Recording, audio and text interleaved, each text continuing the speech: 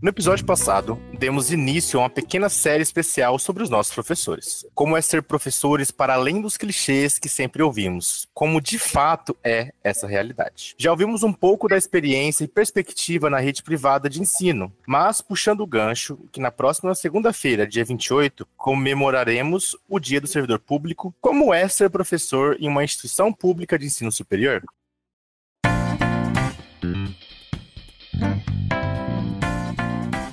Bom dia, boa tarde, boa noite. Não sei de onde você nos escuta, mas eu sou a Nath.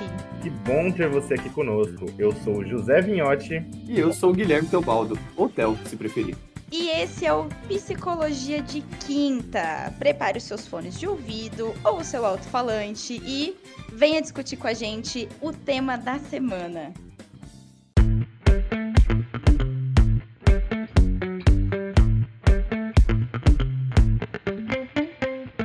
Para conversar com a gente hoje, temos como convidada a professora e doutora Ilusca Alves Leite. Possui graduação e mestrado em Psicologia pela Universidade Estadual de Maringá, doutora em Psicologia pela Universidade de São Paulo no programa de Psicologia Escolar e do Desenvolvimento Humano.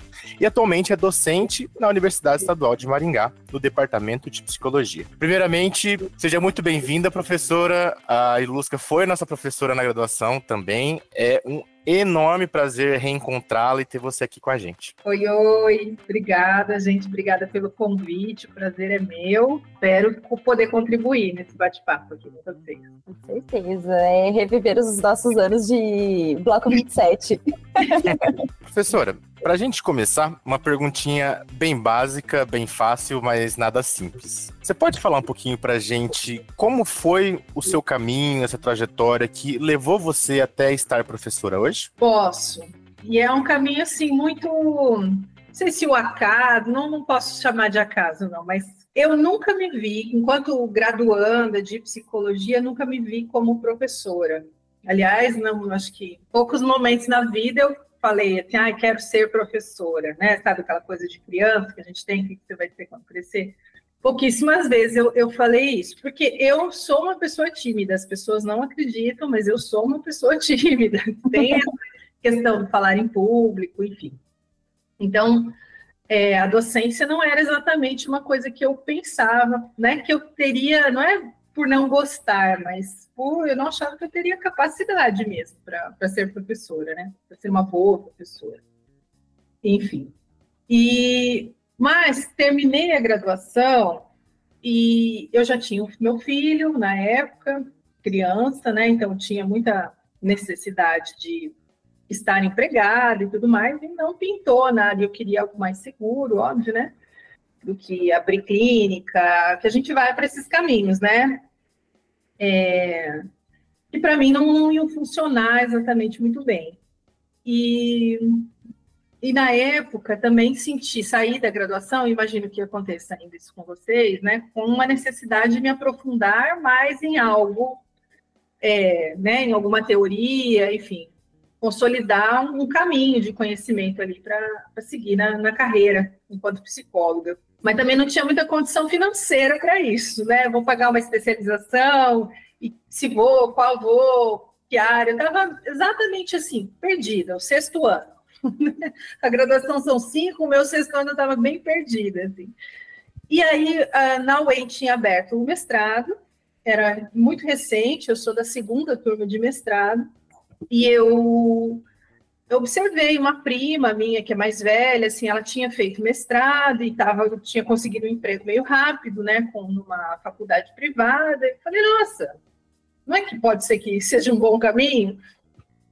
E naquele período, naquele sexto ano ali, eu fui fazer pesquisa. Uma ex-professora que tinha me orientado na graduação, no quinto ano, num dos estágios, ela me chamou para participar de um projeto de pesquisa com pessoas que eram egressas de um hospital psiquiátrico, uma cidade aqui bem pequenininha, do norte do Paraná, do oeste do Paraná, perdão.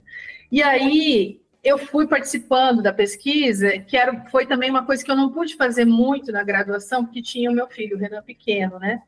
E foi muito interessante, foi uma experiência muito rica para mim, estar nesse lugar de pesquisadora. né? Então, juntou as duas coisas, assim, essa necessidade de me aprofundar teoricamente em algo e esse tesão, perdão pela palavra, mas é isso, que foi surgindo com relação à questão de pesquisar, de ser pesquisadora, né? E aí eu falei, vou tentar esse mestrado aí, porque tem chance de eu ter uma bolsa e financeiramente eu também me resolveria, né, por um tempo. Posteriormente, já mestre está favorável para eu conseguir emprego, então eu vou nessa. E tentei um mestrado, assim, muito despretensiosamente, porque eu não sabia exatamente, né, se ia dar certo, se não ia dar, e deu. Deu de cara, meu projeto foi aprovado, assim, teve mais que uma orientadora querendo o projeto, enfim. Aí eu entrei nessa vida acadêmica, né, do mestrado, mas quando terminou o mestrado, a docência ainda era uma coisa muito desconfortável para mim. Eu não me sentia à vontade para dar aula, não me sentia preparada, olha que loucura, né? E foi com o tempo que eu fui ganhando essa tranquilidade, quer dizer, tranquilidade acho que é forte dizer que eu dou aula com tranquilidade. Eu vou para a sala de aula e dou o meu melhor, mas foi com o tempo, com muito exercício, assim, né, e muito trabalho interno também de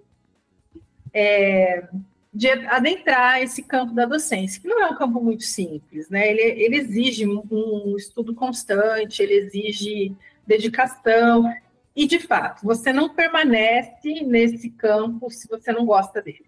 Nesse bololô todo, nesse meio de campo todo, eu fui descobrindo também quanto eu gosto de ser professora, né? Assim, me encontro nessa profissão, eu gosto demais de estar com meus alunos, vocês estiveram comigo, né? E a gente tinha uma disciplina onde tinha uma parte que era prática e eram orientações de grupos menores. Eu gosto muito desse tete-a-tete com os alunos. Então, acabei me encontrando, mas olha, eu digo assim, foi sorte, né? Podia ter dado tudo muito errado, mas tive essa sorte de me encontrar na docência. Perfeito. E acho que você trouxe alguns aspectos, né, de todo esse rol que acompanha o ser professor numa universidade, né? E acho que até gostaria de perguntar, assim, como que é lidar justamente com isso, com todas essas questões extra-sala, porque quando a gente olha para o professor na universidade, a gente só vê uma faceta por um período da graduação, né? Que é ali justamente tendo essas aulas, tendo algumas orientações, mas existe todo um outro trabalho para além, que envolve justamente a pesquisa, envolve orientações. Então, como que é realmente essa carga horária de ser professora, né, da docência e todo esse academicismo pede? Bem, tem duas coisas aí que acho que dá para a gente falar, né? Uma é que o trabalho do professor é um dos poucos que ele não acaba no expediente. Ou profissão para a gente levar trabalho para casa. Né? Tem sempre algo por fazer, algo pendurado. Você não vence o seu dia naquelas 8 horas de trabalho diários que a gente separa. Porque é prova para corrigir, é leitura para ser realizada, para você preparar algo com mais qualidade, enfim. E na docência, no ensino superior, em especial nas universidades públicas, que a gente está amparado, né, pelo tripé, ensino, pesquisa e extensão, isso pressupõe você desenvolver essas outras atividades. É uma necessidade para avanço do conhecimento científico, estarmos trabalhando com esse tripé, enquanto professores, ensino, pesquisa e extensão. Então, por muito tempo, eu trabalhei como professora temporária, né? Quando vocês foram meus alunos, foi isso, eu era temporária ainda. E aí, quando você está nessa condição, você é um aulista. Até estava vinculada a projetos de pesquisa, mas não conseguia exatamente meter a mão na massa, né? Participava meio tangenciando ali os projetos de pesquisa, mas ainda assim isso é muito importante, porque a pesquisa, ela é uma fonte de conhecimento, assim, a gente está com os nossos alunos, ensinando a pesquisar, mas a gente, enquanto docente, também aprende muito, né, realizando pesquisa. E, óbvio, isso vai reverberar para a sociedade. O papel de uma universidade pública é esse, né, que aquilo que a gente faz tem alguma qualidade e reverbere para a sociedade, positivamente, né, a gente espera. Da mesma forma, a extensão. Quando a gente consegue chegar na comunidade e propor ações nas mais diferentes áreas para essa comunidade.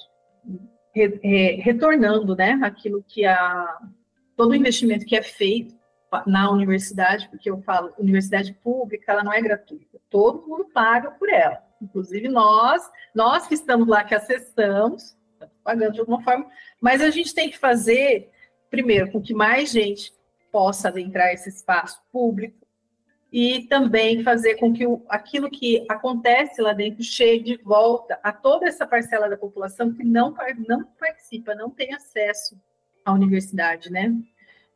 Enquanto estudantes. Enfim, então é muito importante a gente conseguir desenvolver pesquisa e extensão para além só de dar aula no nosso cotidiano docente. A nossa carga horária, enquanto docente de uma instituição pública, ela contempla isso. Você tem um X de horas para dedicar à pesquisa e extensão, o que facilita, né, um bom tanto da nossa vida, mas isso não quer dizer que a gente não leve trabalho para cá. Você acaba levando. Parei para pensar aqui, né? É muito bonito quando você traz esse papel, acho que da função da universidade dentro da sociedade, né? Dar esse retorno e tentar possibilitar que cada vez mais pessoas estejam dentro desse espaço, né? Apesar de ter uma carga horária enorme, ser exaustivo muitas das coisas que se faz, ter quase que enxugar gelo muitas vezes, quando a gente fala no plano quase governamental das coisas, assim, né?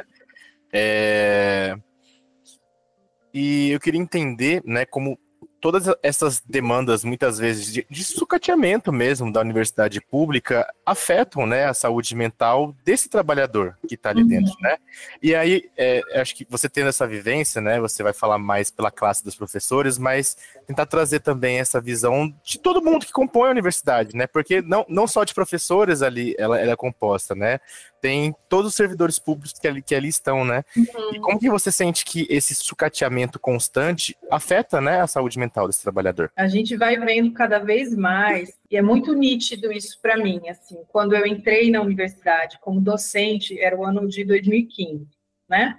Ainda que tenha sido na condição de professora temporária, estava lá dentro. E de lá eu nunca mais saí, renovando, né, refazendo os testes seletivos como temporária, depois passei no concurso prefetivo, enfim. E de lá para cá é muito evidente o desmonte pelo qual a universidade tem passado, né? E quando eu falo desmonte, é enxugamento mesmo de orçamento, enxugamento do quadro docente e técnico, né? A gente, por exemplo, hoje não tem mais zeladores e zeladoras que são da universidade, são serviços terceirizados, né? Vigia da mesma forma. O quadro de professores temporários, quando eu entrei na universidade, eu acho que nós éramos eu posso estar falando um número equivocado, mas acho que éramos em 5 temporários. Hoje são 12, se eu não estiver errado. Então, assim, e o que significa aumentar um quadro de professor temporário? Significa que professores efetivos que tinham na sua carga horária contemplado, né, a possibilidade de desenvolver, além do ensino, a pesquisa e a extensão, isso não tem sido reduzido, porque o temporário ele é contratado para dar aula. Cada vez mais aumenta a carga horária desse temporário, né? Quando eu entrei lá, um temporário contratado T40, ele podia dar no máximo, agora, 14 horas a aula, ou 16, algo assim. Hoje, o mínimo para se contratar um temporário é 18. Ele tem que estar em sala de aula. Ministrar, vai ter gente que vai dizer, nossa, mas é só 18, ele não recebe por 40 horas. Pois é, mas ele precisa parar e preparar todas essas aulas. Para manter a qualidade do ensino, o professor tem que ter tempo para preparar as aulas. E se isso não acontece, a gente entra num processo de adoecimento de estafa enorme, enorme, porque eu dou aula em, sei lá, eu não estou falando eu e Lusca, né? Como um professor genérico que dá aula em 5 turmas diferentes, de 5 disciplinas, são 5 ementas diferentes, que vão contemplar bibliografias diferentes, programas, né, conteúdos programáticos diferentes. Em algum momento eu vou ter que sentar e estudar sobre esses conteúdos programáticos, né, estudar essas referências. Ainda que, vamos supor, na melhor das hipóteses, todas elas sejam próximas da minha área de formação, da minha área de pesquisa, de aprofundamento teórico, que eu delineei, né, na pós-graduação, ainda assim, você não chega na sala de aula e fala qualquer coisa, você precisa ter estudado antes. Aí você imagina um colega que está lá com 5, 6 turmas diferentes, como que ele faz isso com qualidade? Em que momento que ele faz isso? Né? Então, vai gerando um processo de estafa, né, de adoecimento enorme nos professores. Né?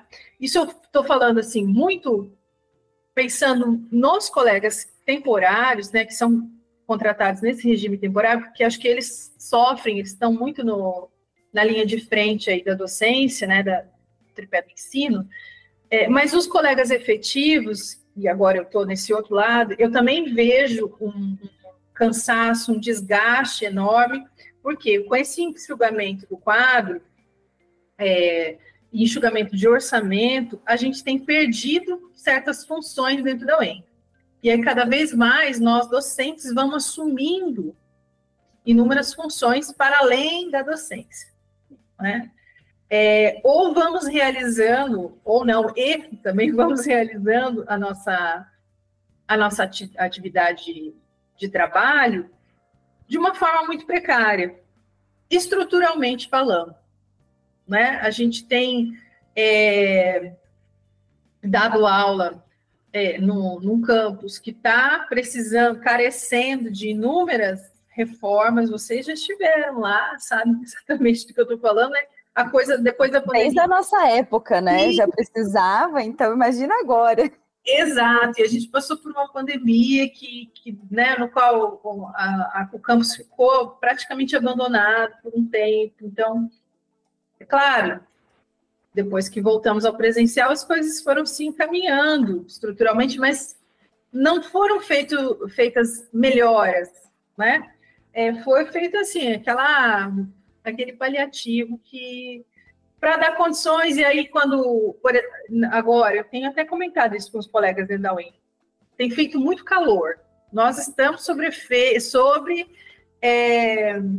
efeitos, né, do aquecimento global, que tem impactado severamente a nossa vida, e daqui para frente é só para trás, né, gente, né? Vai ser quente, todo ano vai ter 4, 5, 6, 8, 10 ondas de calor, como nós tivemos esse ano, batendo 40, Maringá é uma cidade calorenta já, né, por natureza. E aí, o que acontece? Na UEM, começa a faltar energia, que aí liga muito o ar-condicionado ao mesmo tempo, nós temos tido queda de energia. Ninguém, aí, vai ter críticas aí, né? Ninguém vai dizer, tá confirmando, é por causa do calor, a rede elétrica da UEM não suporta. Mas é um caso, assim, interessante, né? Toda vez que tem um calorão em que tá todo mundo com o ar-condicionado torando, acaba a energia. E é um determinado horário, no meio da tarde, que a coisa acaba, né? Que você sabe que já deu a sobrecarga ali de ter ficado durante o dia todo funcionando. Né? Final de tarde, cai a energia. E aí, os professores da noite, por exemplo, já tiveram que ficar sem aula, sem dar aula. Aí, eu não dou aula, depois eu tenho que repor essa aula. Veja, é uma questão estrutural, né, que vai desgastando todo mundo, professores, alunos, né? E o quadro de técnicos também, ele está cada vez mais defasado, então os técnicos eu tenho visto que eles estão todos muito sobrecarregados, pegando serviços para além do setor deles, né? Às vezes, alguns remanejamentos de técnicos para outros setores, que não é o setor de origem, aí o técnico tem que fazer toda uma adaptação àquele setor, né? Que também gera desgaste, né? Com certeza, eu acho que nem você trouxe sobre o tripé da pesquisa, ensino e extensão, acho que é muito sintomático esse esvaziamento realmente da função da própria universidade pública, né? De que é justamente construir esse retorno. E como que você constrói esse retorno sem um corpo docente para justamente trabalhar em cima de pesquisa, trabalhar em cima de extensão? E isso reflete em várias outras questões também, né? Acho que número de bolsistas que cada vez se tornam menores, né? Então, bolsas de mentorias, até próprios estágios dentro da universidade se tornam cada vez mais escassos, então é realmente muito sintomático, né? E ao mesmo tempo irônico, porque a gente sempre coloca a educação como esse papel de salvadora, né? É ela que é a responsável por justamente fazer as coisas encaminharem, mas, né? E aí eu até queria trazer aqui até um pouco o seu lado de vivência, mas também o seu lado político e até mesmo de pesquisadora da área, né? De como essa visão é até prejudicial e o que você vê dela de a educação como essa salvadora, tanto de professores quanto de alunos, mas que também adoece em contrapartida. Exato. Acho que a gente, para poder avançar, inclusive, né, na discussão e na mobilização dentro da própria universidade, estou falando muito desse lugar do ensino superior, né, a gente precisa encarar o trabalho docente como trabalho. E o professor como um trabalhador, né, como um sujeito que foi lá e batalhou por uma formação adequada, que é um pesquisador, enfim, mas é classe trabalhadora, né? Existe uma confusão tremenda, que eu acho que ela serve muito bem a quem quer desmontar o ensino, né? O capital, nada de braçada nessa confusão, que é, por um lado, no ensino superior, o professor ser visto como essa figura erudita, né, de um saber quase intocável, então uma espécie de mago, saber todos nós, né, uma cúpula, que a universidade se delineia dessa forma, né, como quem está lá é um ser acima da média, né? O que não é verdade, a gente tem variados tipos de sujeitos dentro da universidade, os saberes são os mais variados, os posicionamentos políticos são os mais variados e às vezes assustadores, que a gente vê dentro da universidade pública, né? Uma outra face dessa moeda é a confusão, né, da figura do docente como aquele sujeito que trabalha por amor. Isso acontece muito mais no ensino básico do que no ensino superior, essa fala, né, do professor que se dedica, que trabalha por amor à profissão, etc, etc, é mais presente, embora ela aconteça também no âmbito universitário. E eu acho que essas duas esferas que eu estou trazendo aqui, elas são absolutamente danosas, porque retira a condição de trabalhador desse professor, né, desse sujeito que deve ser respeitado e bem remunerado por aquilo que faz, né, e que se não tiver condições, não o fará bem feito. Não há como fazer bem feito um trabalho docente sem que se dê as condições adequadas para que esse profissional faça isso, ponto. Né? E aí, quando a gente romantiza muito, colocando esse professor como esse sujeito de saber intocável, ou como esse sujeito que atua por amor, a gente também romantiza esse lugar que a educação ocupa na sociedade. A educação como algo que pode salvar a sociedade, que pode mudar toda uma ordem social. Eu acho que a gente pode ser um pouquinho mais pé no chão, né, e reconhecer que a educação, sim, ela é um campo de um potencial enorme para a transformação social, sem sombra de dúvidas, né? Mas essa educação ela não pode servir a esse modo de produção que vigora. Do contrário, ela vai servir para reproduzir. E aí o seu potencial transformador é absolutamente limitado.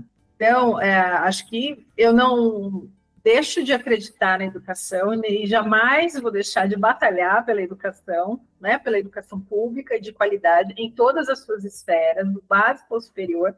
Porém, não perco de vista que o que nós temos hoje apresentado como educação, ela não é uma educação revolucionária, ela não vai causar grandes alterações. Eu acho muito precisa essa colocação, e aí eu queria grifar ela aqui novamente, né?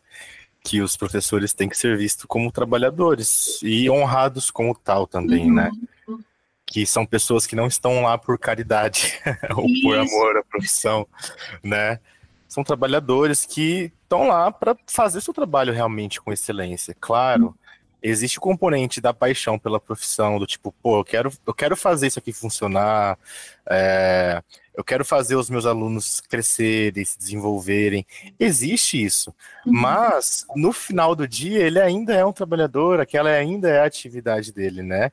E é muito necessário ser encarado dessa forma, porque eu não sei por que isso acontece, né? Na verdade até sei, né? É uma forma até de desvalorizar e rebaixar um pouco a categoria, mas parece que os professores são vistos como fadas, assim, às vezes, né? Tipo, meio lúdico, assim, ele é só um professor, que bonitinho, né? E, gente, porra, é um trabalhador, ele sofre de mazelas como qualquer outro trabalhador, e deve ser enxergado dessa forma também, né? E você trouxe também a questão do cuidado e da observação que a gente tem que ter sobre a educação também, né? Que nem toda educação é libertadora, realmente, né? Me lembrou uma frase de uma música que eu gosto bastante, que é de um cara chamado Thiago Elninho, que chama Pedagoginga. Ele tá falando sobre a educação, negritude, etc. E aí ele fala que nem todo livro foi feito para livrar, depende da história e de quem vai contar, né? Então, acho que ter esse ponto crítico, que é tão histórico da educação, ainda mais da educação brasileira, que a gente tem figuras como Paulo Freire, etc., não é por acaso a desvalidação dos professores, né? Não é como, nossa, está acontecendo assim, que coincidência. Não é coincidência, né? E isso precisa ser fortemente colocado, grifado e reiterado, assim. Então, essa fala que você trouxe me despertou isso, assim, sabe? E olhando para tudo isso, né, o que temos em mão, assim, uma certa até desesperança, muitas vezes, mas ainda assim com o fogo revolucionário da educação lá no fundo do coração, quais são os principais desafios que você sente que estão colocados para os professores, né, especialmente dentro dessa esfera pública, né? Então, pensando nessa organização econômica, política e até subjetiva da questão. Bom, essa pergunta é a pergunta de milhões, né? Porque tem tanto desafio, mas eu penso que a gente precisa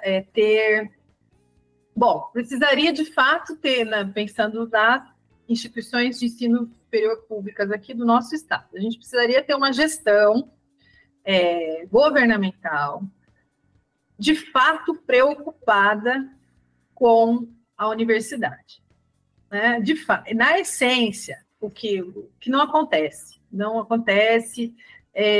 a gente vê muito alarde, muita propaganda, mas no dia a dia tem nos acontecido corte atrás de corte, né? E não estou falando só da questão salarial, que já consta de uma defasagem de 40% do salário docente, não é pouca coisa, né? Mas não é nem exatamente essa queixa. A gente vai vendo cortes para bolsas, como a Natália bem comentou, a gente vai vendo corte para verba para um professor poder se deslocar para participar de eventos, né? Aí vai ter quem diga assim, mas já ganha tantos milhões. Não ganha tudo isso não, para começo de conversa. Ainda vai querer que a universidade banque a viagem dele para ficar passeando às custas do nosso dinheiro. Também não se trata disso. Quando um professor precisa de verba para se deslocar para eventos, né, são eventos científicos que ele está lá divulgando o conhecimento que a sua universidade produz, né? De novo é trabalho, né? Exato, é trabalho. Então, está buscando conhecimento com outros pares de outras localidades. Isso é uma coisa que tem acabado. A gente não consegue mais, por exemplo, custeio, ou consegue um custeio assim, você tem um evento de 5 dias, você consegue uma diária para alimentação por 2 dias. O resto vai tudo do seu bolso, né? Comprar materiais para as disciplinas, às vezes, é mais fácil comprar do nosso bolso do que ficar esperando que chegue, né?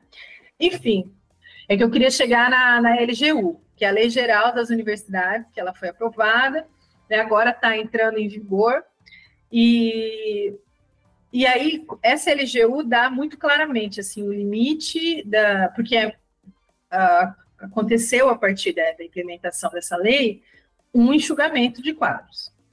Se você for perguntar agora, neste momento, assim, mas tem concurso aberto, vão ser tantas e tantas contratações. Pois é, mas essas contratações que estão acontecendo, elas não são um número suficiente para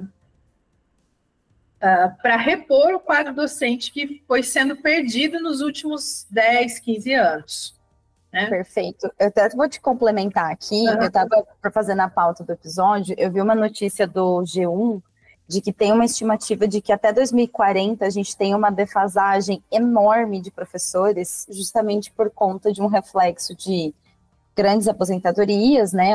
A grande maioria do corpo docente vai se aposentar até 2040. Você tem uma desmotivação das novas gerações de adentrar nesse universo, né, nessa classe de trabalho de justamente ser professor, porque vem com todas essas cargas que a gente tem comentado, né, de falta de reconhecimento, baixos salários, baixas oportunidades, e justamente a ausência de concursos, né, então na própria rede básica, que nem você comentou, a gente já tem uma defasagem enorme, são quantidades inúmeras de alunos para poucos professores, né.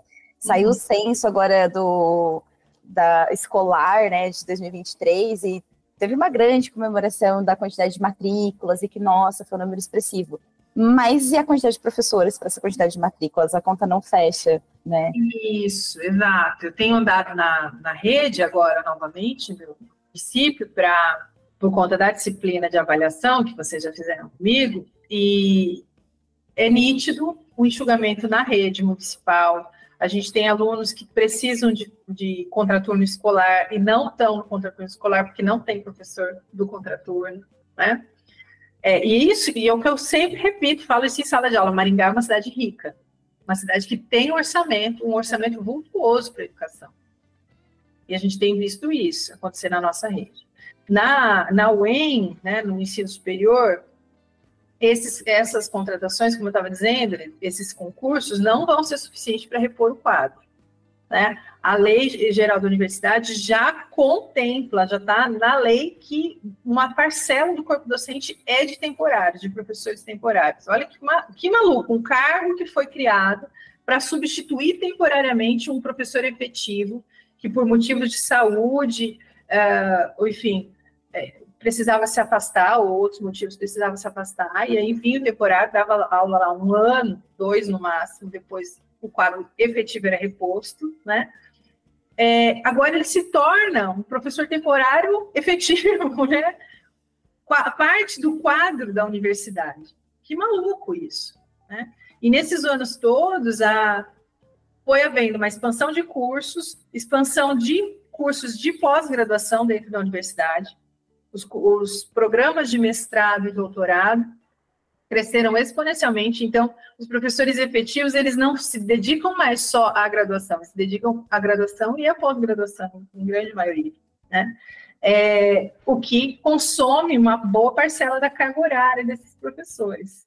Isso gera demanda de mais professores, que não vai ser contemplado, né? Então eu penso que a gente precisava, de fato, ter um governo que se implicasse com a educação, que reconhecesse a universidade como um centro de conhecimento que reverbera positivamente na sociedade, mas a gente é visto como um campo de gastos, né?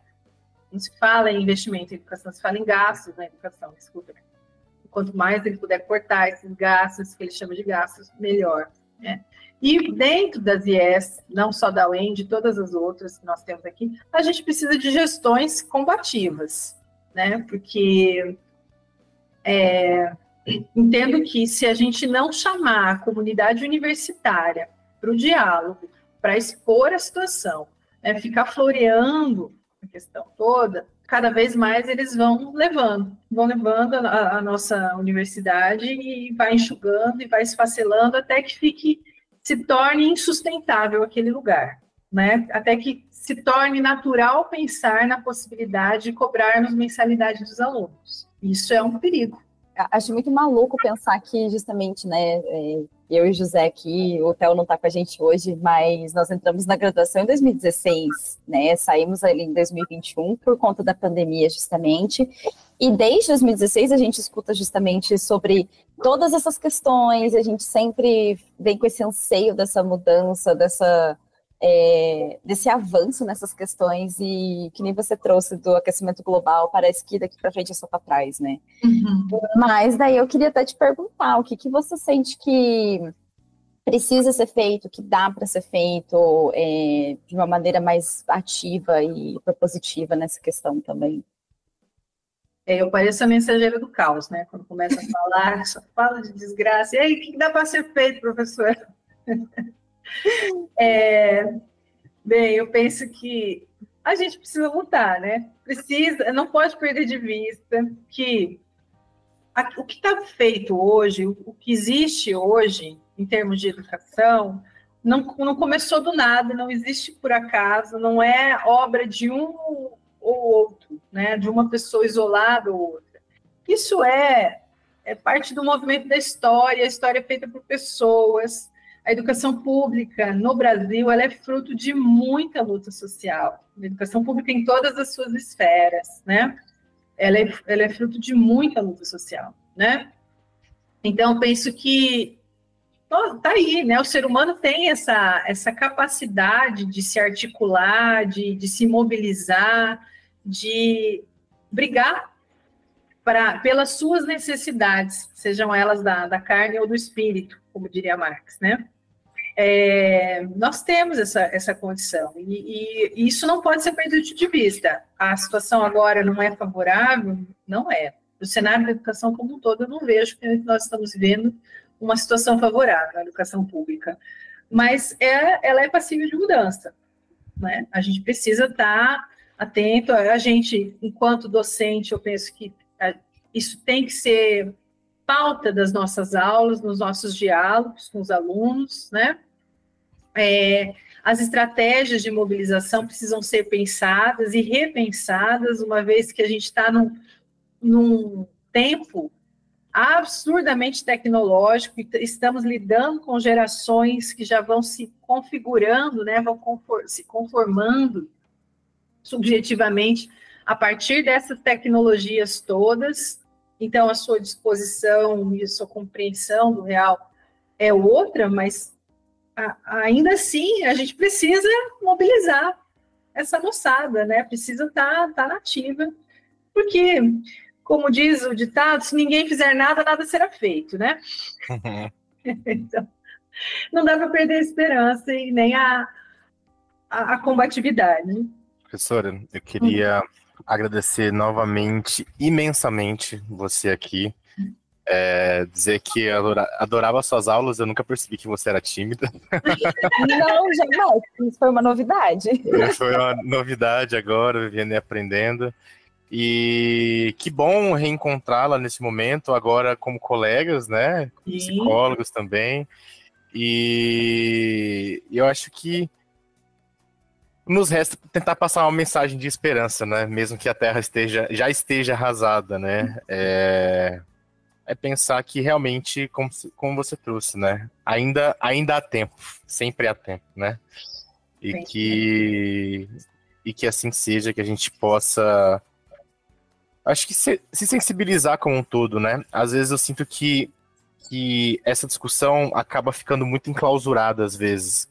Expandir essa discussão é muito importante para as pessoas que estão fora da universidade pública, porque se a gente parar para pensar, é uma população muito pequena que está dentro vivenciando tudo isso, né?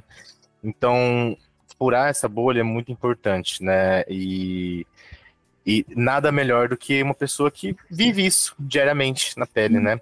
Então, muito obrigado pela participação, muito obrigado por ter aceitado, né? Compartilhar tanto com a gente. Muito obrigado mesmo, viu? Eu que agradeço, gente, agradeço muito, adorei nosso bate-papo e parabéns pela iniciativa. Isso que você falou, Zé, eu acho que é fundamental e é uma coisa com a qual eu tenho me incomodado muito. A universidade, ela ainda é um lugar muito encastelado, muito fechado em si mesmo, né, o que é produzido lá circula lá dentro, e muitas vezes, né, e não chegando a quem de direito deveria chegar. E acho que uma iniciativa como essa, trazer uma pauta como essa, é importante no programa de podcast, que tem um alcance maior, né? E acho que nós, docentes, trabalhadores da educação, a gente precisa não estar, né, nessa incumbência de não deixar a universidade nos consumir, nos enclausurar lá dentro, né? De sair, de poder expandir, de poder compartilhar esse conhecimento com o público que realmente necessita dele, né? Eu gosto de pensar que a gente tem um compromisso, enquanto professores, um compromisso com aqueles que vieram antes de nós, porque eles construíram aquilo que está ali, né? Mas a gente tem um compromisso maior ainda com quem está vindo depois de nós, de entregar algo decente para eles, né? De entregar boas lutas e lutas possíveis para essa moçada que está vindo aí. É isso. Obrigada, gente. Muito obrigada, professora. Foi um prazer enorme ter você aqui. E exatamente, é o que a gente quer. O projeto tem essa visão de justamente expandir essas discussões de psicologia, de saúde mental, de vivência, porque às vezes a gente fica falando em quartos fechados. E a gente precisa abrir as janelas, né? Então, muito gostoso ter você aqui hoje, a gente ter tido essa troca.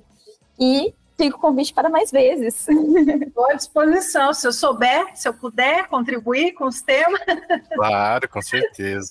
Estou à disposição. E assim, né? Seguimos nessa, honrando a memória dos nossos e semeando o solo para os próximos, né? Isso aí. E salvem a educação do nosso país, pelo amor de Deus.